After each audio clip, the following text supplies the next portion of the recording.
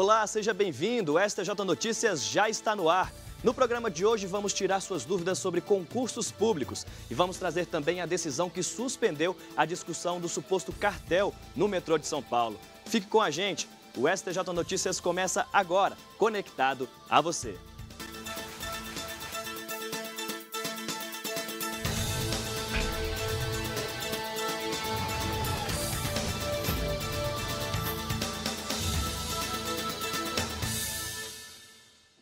Nós começamos o programa de hoje com uma decisão do ministro Rogério Schietti, que foi um destaque no nosso Twitter nessa semana. Olha só, suspenso o mandado de segurança que discute denúncia sobre fraudes no metrô paulista. Segundo o ministro, como a decisão da primeira instância extinguiu a punição dos envolvidos, o Ministério Público do Estado não poderia entrar com recurso ao mesmo tempo para que fosse afastada a prescrição dos delitos e também para que a denúncia fosse recebida de imediato. Veja. Ao conceder parcialmente a liminar do mandado de segurança para receber a denúncia e determinar o prosseguimento da ação penal, o Tribunal de Justiça de São Paulo determinou que os acusados oferecessem resposta à acusação ao recurso do Ministério Público de São Paulo. Só que um dos acusados entrou com habeas corpus no STJ pedindo a suspensão da liminar concedida no mandado de segurança e da determinação do oferecimento de resposta na ação penal. Ao analisar o caso, o relator, ministro Rogério Schietti, considerou que o Ministério Público fez pedidos idênticos com a intenção de utilizar o mandado de segurança para atribuir efeito suspensivo ao recurso contra o reconhecimento da prescrição. Com essa decisão, o mérito do mandado de segurança só poderá ser decidido após o julgamento do habeas corpus de um dos denunciados. 30 executivos de 12 empresas foram denunciados pelo Ministério Público por envolvimento na formação de cartel de trens e materiais ferroviários e em diversas fraudes na licitação para o chamado do projeto Linha 5 do metrô de São Paulo. De acordo com a denúncia, os 5 contratos feitos entre 1999 e 2010 causaram um prejuízo de 850 milhões de reais aos cofres públicos. Olha, a Copa do Mundo ainda é um assunto nos tribunais, viu? Proprietários de cadeiras cativas no Maracanã entraram na justiça após a FIFA se negar a dar ingressos da Copa para eles. Os donos alegavam que sempre tiveram acesso aos eventos no estádio e que na Copa não deveria ser diferente. Os proprietários entraram na justiça reivindicando o acesso gratuito aos jogos da Copa no estádio e também o direito aos assentos em setor parecido onde ficavam as cadeiras cativas. O pedido foi aceito em primeira instância, mas o Estado do Rio de Janeiro e a Superintendência de Desportos Estadual recorreram da decisão. Diante do recurso, o Tribunal de Justiça do Rio de Janeiro anulou a sentença, baseada em uma lei estadual que afasta por tempo determinado o acesso gratuito ao Maracanã. O tribunal lembrou, entretanto, que um decreto estadual reconheceu que essas pessoas têm direito à indenização. Um recurso especial foi entregue ao Superior Tribunal de Justiça, ainda não admitido pela Justiça do Rio de Janeiro. Os proprietários, então, entraram com uma medida cautelar para suspender o recurso especial. A ideia seria afastar a decisão do Tribunal do Rio até o julgamento definitivo do caso na Corte Especial. No STJ, o ministro Dipp disse que isso seria invadir a competência da instância inferior, já que o recurso especial vinculado à medida cautelar ainda está em fase de processamento no Rio de Janeiro. O ministro lembrou que o STJ só poderia julgar o pedido de efeito suspensivo para recurso ainda não admitido na origem quando a decisão é ilegal ou absurda, o que não é o caso. Hora de conversar com Daiane Garcês para saber quais são os destaques do Conexão Cidadania da próxima semana. Olá, Daiane. Olá, Daniel. O programa mostra como fazer para pedir o reconhecimento da paternidade em 2 situações. Primeiro, quando o suposto pai aceita numa boa. Segundo, quando ele se nega a registrar o filho. E ainda, coloca obstáculos para tomar as providências. Veja também como pedir o reconhecimento quando o ex-companheiro some. Como encontrá-lo. E ainda, qual o processo a ser feito no caso do suposto pai ter morrido? O Conexão Cidadania traz relatos emocionantes. Não perca. Daniel? Tema interessante. Obrigado, Daiane. E olha, concurso público é um assunto que sempre que a gente toca aqui no programa tem boa repercussão. Talvez por não ter uma legislação específica, o tema ainda chega com frequência ao STJ. Neste semestre foram tomadas várias decisões envolvendo os certames. Quem nos mostra algumas delas é a repórter Kátia Gomes.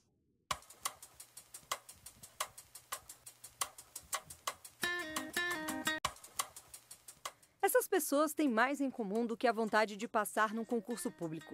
Elas levantam cedo todos os dias, decidiram adiar qualquer compromisso que não seja absolutamente urgente, cancelaram viagens, aprenderam a dizer não aos convites para barzinhos e baladas. Temporariamente, elas só têm um objetivo: estar entre os aprovados no concurso. Tem que ser bem focado, bem disciplinado. Dados da Associação Nacional de Proteção e Amparo aos Concursos indicam que, todos os anos, pelo menos 13 milhões de pessoas com idade entre 16 e 29 anos entram na disputa por uma vaga. E o motivo é quase sempre o mesmo. Tudo que a pessoa quer hoje é estabilidade, né? E eu quero. Eu trabalhei 10 anos em empresa privada e eu não quero mais. Sem uma lei que defina regras para a realização dos concursos públicos, há muita insegurança entre os chamados concurseiros.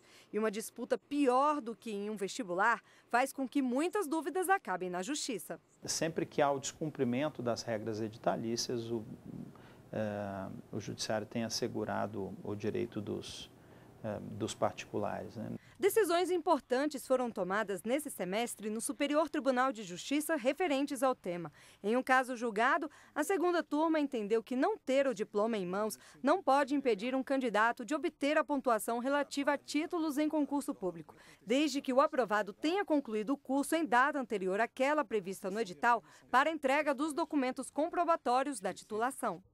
Em outro caso, julgado no STJ, a segunda turma reconheceu a validade do exame psicológico em concurso para policial militar, se houver previsão em lei no edital, critérios objetivos fixados para avaliação e possibilidade do recurso para o candidato.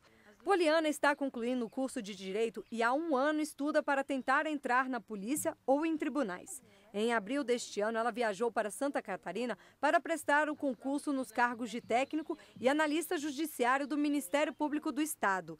Por causa de problemas envolvendo as provas, o certame foi cancelado e ela vai precisar retornar para fazer novamente as provas. Além de tudo, de você ficar psicologicamente afetado, você vai ter que pagar a passagem de avião, pagar a estadia, tudo novamente. Então, às vezes, tem muita gente que não vai fazer essa prova porque não vai ter condições de retornar.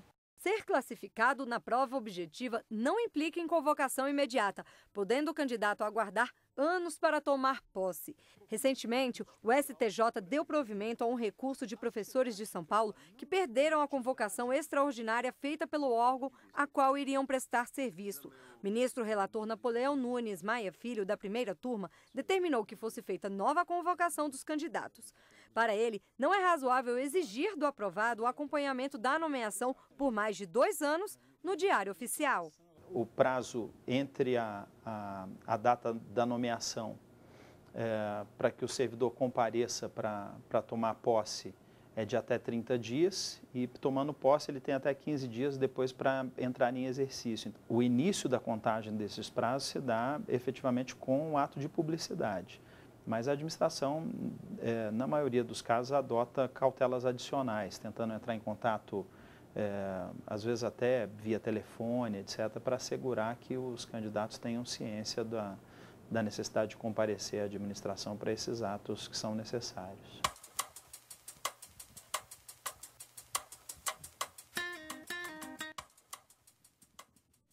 E problemas assim também foram motivo de muitas perguntas que nós recebemos no nosso Facebook. Quem vai tirar essas dúvidas é o professor de Direito Administrativo, Gabriel Campos, que veio ao nosso estúdio. Seja muito bem-vindo, obrigado pela presença. Obrigado, Daniel. Gabriel, professor, realmente a falta de legislação é o principal desafio para hoje a gente ver tanta matéria hoje nos tribunais? O concurso público, ele veio com a Constituição de 1988 com maior seriedade, com maior obrigatoriedade para a administração pública brasileira.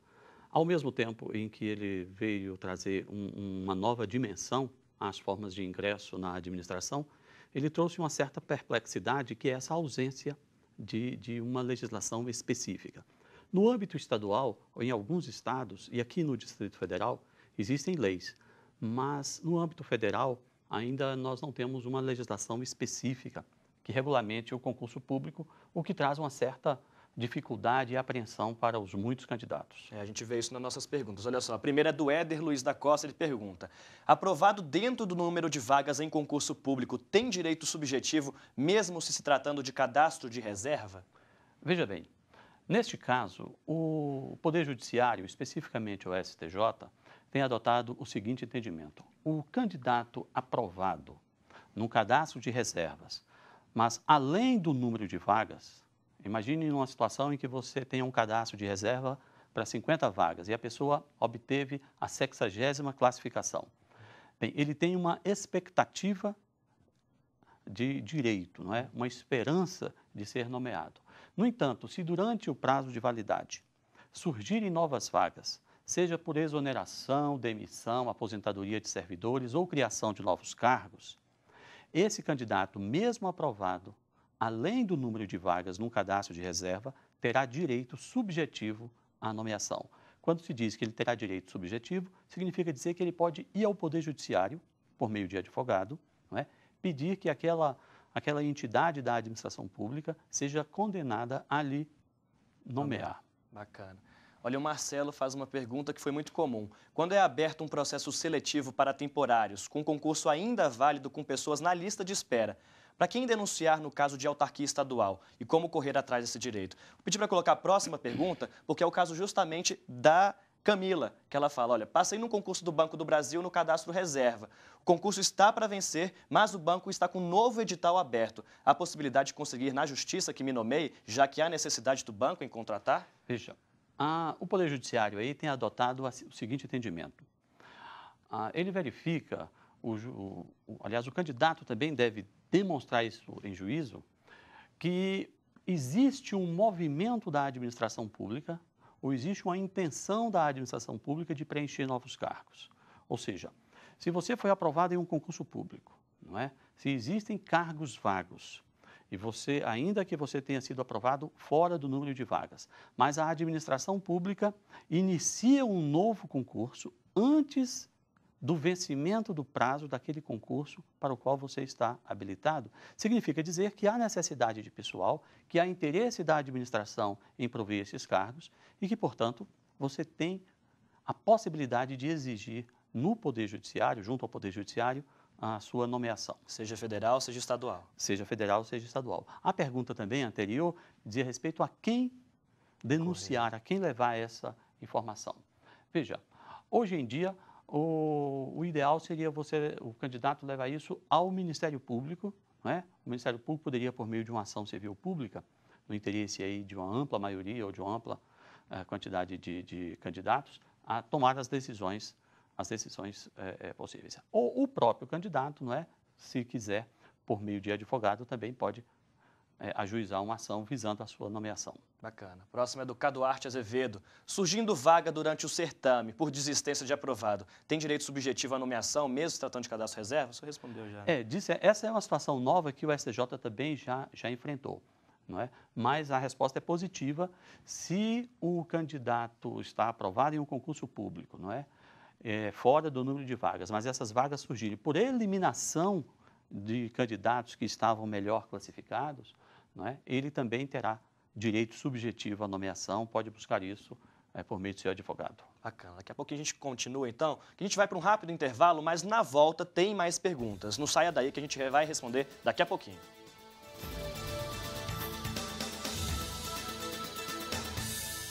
Curtir, compartilhar, repercutir, postar. Novas conexões que ligam pessoas em qualquer lugar do mundo.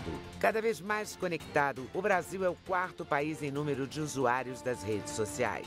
Sempre inovando, o Superior Tribunal de Justiça conquista milhares de seguidores na internet. A marca é resultado da linguagem simples, atraente e acessível no Twitter, no Facebook e no YouTube. Onde tem o nome do STJ, tem informação segura, confiável, tem cidadania. No Facebook, milhares de pessoas levaram a página do STJ ao primeiro lugar entre os tribunais mais acessados no mundo. No YouTube, novos programas, entrevistas, documentários e reportagens especiais. E no Twitter, informação curta, rápida, atualizada. YouTube, Twitter, Facebook, o Superior Tribunal de Justiça acredita nas redes sociais e leva a cidadania até você. Superior Tribunal de Justiça, o Tribunal da Cidadania.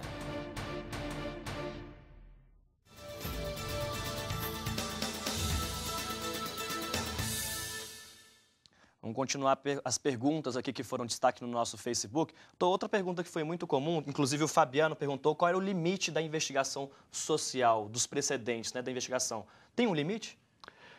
Veja só, a investigação social ela é muito utilizada em alguns concursos públicos, como os concursos para o Ministério Público, magistratura, para as carreiras policiais. Né? É verdade. Esse limite deve ser definido em lei e no edital.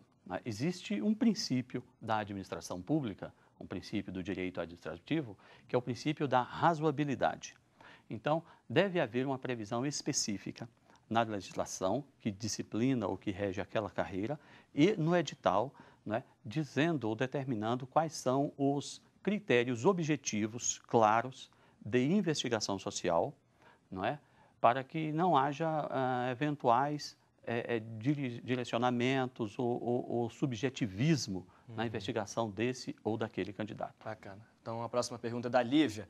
Pode ser considerado legal um edital de abertura de concurso público estadual que se reserva o direito de publicar a data da prova com apenas 4 dias de antecedência? Veja só, esse é um problema advindo da ausência de uma legislação, específica. Os candidatos costumam fazer uma relação com uma modalidade de licitação que, curiosamente, se chama concurso, mas que não tem nada a ver com um concurso público para a seleção de candidatos a cargos públicos. Lá na Lei de Licitações, disse que entre a publicação do edital e a apresentação dos trabalhos da licitação chamada concurso, deve existir um prazo, no mínimo, de 45 dias corridos. Os candidatos gostam de fazer essa relação. Não existe essa relação. Uma coisa não se aplica à outra. Mas, de qualquer forma, nós também invocamos aí o princípio da razoabilidade. O que é o princípio da razoabilidade? A administração pública, quando ela tem uma certa margem de liberdade para agir, quando a lei não determina exatamente como deve a administração agir, essa atividade discricionária, ela deve ser razoável. Significa dizer, ela deve ser inteligente, ela deve ser razoável no sentido de ter uma escolha mais ou menos inteligente, prática, que não seja absurda. Não prejudique nenhuma das partes, né? Que não seja algo sem razão de ser. Então, o que nós temos em relação ao prazo é que, entre a publicação do edital e a data de convocação das provas, deve existir um prazo razoável. Isso é um prazo que possibilite ao candidato se preparar, que possibilite ao candidato eventualmente fazer uma viagem, que possibilite ao candidato até mesmo verificar, né, e se programar se ele tem ou não o interesse de fazer aquele concurso. Bacana. Próximo é do Rogério Ferreira. Qual o prazo máximo para julgar o mandado de segurança com relação a concurso público? Bom, a rigor, não existe um prazo. Não é? Aí o advogado tem de trabalhar, tem de ir ao tribunal, tem de falar com o assessor do juiz, tem de falar com o juiz, tem de insistir, mas a rigor não existe um prazo. Né? O importante em mandados de segurança envolvendo o concurso público é a necessidade de uma medida liminar que satisfaça, né, temporariamente a urgência daquela necessidade. Bacana. A Cláudia Silva também foi outra pergunta. Ela disse que foi convocada para um concurso público, mas a Justiça aceitou um pedido do Ministério Público de suspender o certame. E aí, como é que fica a situação dela agora? Bom, a situação dela agora é de esperar a decisão da Justiça, né? Provavelmente, ou isso acontece normalmente quando há alguma suspeita de ilegalidade na condução do concurso. Provavelmente o Ministério Público obteve uma medida liminar em que o Poder Judiciário suspendeu a execução do concurso para se verificar a legalidade dos seus atos. Né? A situação agora é aguardar o desfecho dessa ação. Não há garantia da nomeação. Não há. Não há porque não há garantia sequer da continuidade do próprio certame. Bacana. A última pergunta é do Diego Martins. Existindo suspeita de fraude no concurso, como proceder? Bem, hoje em dia nós temos os órgãos de controle interno, que são órgãos que têm atuado com muita precisão na administração pública. Não é? Então, no âmbito da União, é possível levar o caso à CGU, não é? A Controladoria Geral da União, mas sempre será possível também representar ao Ministério Público, não é? Como o órgão de defesa do interesse da sociedade, que pode tomar medidas com relação a ilegalidades em concursos públicos. Vale lembrar que o próprio candidato ou qualquer cidadão pode também usar da sua prerrogativa de uma ação popular, né, visando a anulação de algum concurso público ilegal. Bacana. Professor, muito obrigado pelos seus esclarecimentos, realmente foram muito importantes. Creio que nossos internautas gostaram. Muito obrigado.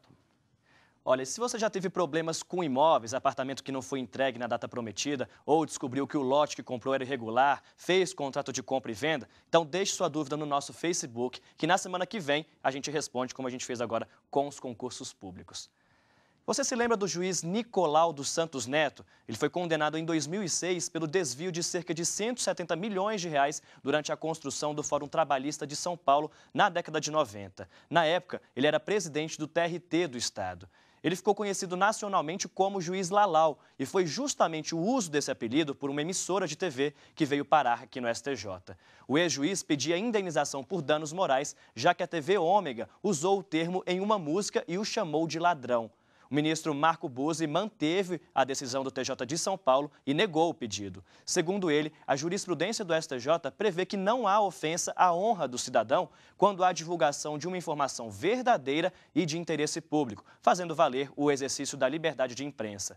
Além disso, alegou que não há provas de que o apelido Lalau teria sido criado pela emissora ou pelo apresentador. Vamos agora saber o que o Yuri Ascar preparou para o próximo STJ Cidadão. Olá, Yuri! Olá, Daniel. No programa STJ Cidadão desta semana, vamos discutir quem tem direito às vagas nos concursos públicos destinadas a pessoas com algum tipo de deficiência. O Superior Tribunal de Justiça já editou súmula sobre o tema. Vamos ver ainda a luta de pacientes com doenças raras que recorrem à Justiça para garantir o tratamento e os benefícios previstos em lei para as pessoas com câncer. Não perca, eu espero você. Daniel. Obrigado, Yuri. E a quarta turma julgou um recurso da massa falida do Banco do Progresso, que pedia para não ter de restituir à Agência Especial de Financiamento Industrial, a FINAME, valores que recebeu após a decretação da liquidação extrajudicial. Somados, eles ultrapassam os 9 milhões de reais. A FINAME alegava que o banco não poderia receber os pagamentos porque já havia sido decretada a falência da instituição. Além disso, a agência teria se subrogado nos créditos e nas garantias, com base na Lei 9.365, que trata de juros a longo prazo. O Tribunal de Justiça de Minas Gerais entendeu que a liquidação extrajudicial do Banco do Progresso se deu quando a lei já estava vigente. Por isso, a FINAME tomaria para si todas as dívidas da instituição falida automaticamente. No STJ, a defesa pediu o reconhecimento do ato jurídico perfeito e alegava uma afronta ao princípio de que as leis não podem retroagir para prejudicar alguma parte. O relator do caso, o ministro Luiz Felipe Salomão, entendeu que a lei dos juros a longo prazo não se aplica nesse processo porque os contratos foram firmados antes da vigência da legislação. Assim, os créditos do banco não podem ser subrogados de forma automática. E olha, uma concessionária do Distrito Federal vai ter de devolver a um cliente o valor que ele pagou por uma caminhonete zero. Dias depois da compra, a caminhonete começou a apresentar defeitos provocados pelo combustível usado, diferente do que consta nas especificações. O detalhe é que na hora da venda, ninguém disse para esse cliente que tipo de diesel usar. Ele usou o que tinha na cidade dele e se deu mal. O caso veio parar aqui no STJ. Para muitos, comprar um carro zerinho da concessionária é um sentimento que se resume em uma palavra: satisfação, realização. Sem falar que você sabe, nada de problemas por um bom tempo. Manutenção, pneus, motor. O carro zero te dá essa tranquilidade, né? Mas as boas aparências podem enganar o motorista de primeira viagem. Foi o que aconteceu com um consumidor que comprou uma caminhonete comercializada no Brasil, mas fabricada lá na Alemanha. O veículo apresentou vários problemas. O principal deles, a incompatibilidade do combustível indicado e aquele encontrado com facilidade nos postos. A caminhonete foi fabricada para funcionar com um tipo de diesel disponível na Europa. Só que na época da compra estava disponível nos postos aqui do Brasil diesel de qualidade inferior. Depois de sofrer transtornos como panes em rodovias e várias idas e vindas em oficinas, o motorista descobriu o problema e decidiu buscar seus direitos. Na justiça, alegou que por morar em uma área rural, abasteceu o veículo com diesel encontrado na região. E informou também que na hora da compra não foi informado pela concessionária sobre a importância do abastecimento correto. O Tribunal de Justiça do Distrito Federal negou o pedido de restituição ao consumidor por entender que ele teve culpa, já que abasteceu o veículo com combustível não recomendado. No STJ, ao analisar o caso, o relator, ministro Sidney Benetti, entendeu que a concessionária violou o dever de ampla informação. Primeiro, porque não esclareceu sobre o diesel e, principalmente, sobre os locais de abastecimento com aquele determinado tipo de diesel. E segundo, por não ter dado ao consumidor a opção de comprar a caminhonete. Seguindo o voto do relator, os demais ministros reconheceram o direito à indenização por dano moral em R$12 mil, além da restituição do valor gasto na compra da caminhonete e do reembolso do valor gasto com as despesas relacionadas aos defeitos. E na rádio do STJ tem mais notícias. Cícero Brito, o que você e sua equipe prepararam nessa semana pra gente? Olá, Daniel, tudo bem? A coordenadoria de rádio do STJ destaca 2 temas muito interessantes que foram trabalhados ao longo dessa semana. O repórter Tiago Gomide entrevistou uma juíza estadual do Paraná, a doutora Branca Bernardi, que atua na vara criminal lá na comarca de Barracão, que faz fronteira com a Argentina. E o tema dessa matéria tem a ver com a ressocialização de presos. Lá, um trabalho desenvolvido há 1 ano e meio vem destacando como é feita a ressocialização nos detentos que cometem algum crime naquela cidade. Essa matéria traz 2 eixos fundamentais na lei de execução penal: punir e ressocializar. Muito interessante essa matéria, que destaca, entre outros exemplos, uma detenta aqui em Brasília que foi presa, condenada a 5 anos por tráfico de drogas, cumpriu 2 anos em regime fechado e atualmente conseguiu um emprego, está trabalhando a ressocialização dela aqui em Brasília. E uma outra matéria interessante, destaque aqui na rádio do STJ, o repórter William Nascimento entrevistou uma advogada especialista em direito civil, a doutora Tereza Bissotto. Ela pergunta o seguinte: quem tem interesse em casar? A matéria é muito legal. Quem tem interesse em casar, mas tem que pensar antes no regime de bens. O que é isso? Você pode casar com separação total de bens, você pode casar com a separação parcial de bens. Então, para você que está interessado em casar, que vai apertar ou acochar o namorado ou a namorada, para casar, pense antes no regime de comunhão de bens para o casamento. Uma matéria muito legal, muito interessante, aqui feita pela rádio do STJ, com o apoio da nossa produção, a Ana Paula Souza e Raiane Ribas. E para ter acesso a todo esse material, basta entrar no endereço eletrônico soundcloud.com/rádio-STJ. É com você, Daniel. Obrigado, Cícero. O STJ Notícias de hoje termina aqui. Não se esqueça de interagir com a gente pelas redes sociais. E lembre-se que na próxima semana vamos tirar as suas dúvidas sobre problemas com imóveis. Eu espero você no próximo programa. Até lá. Tchau.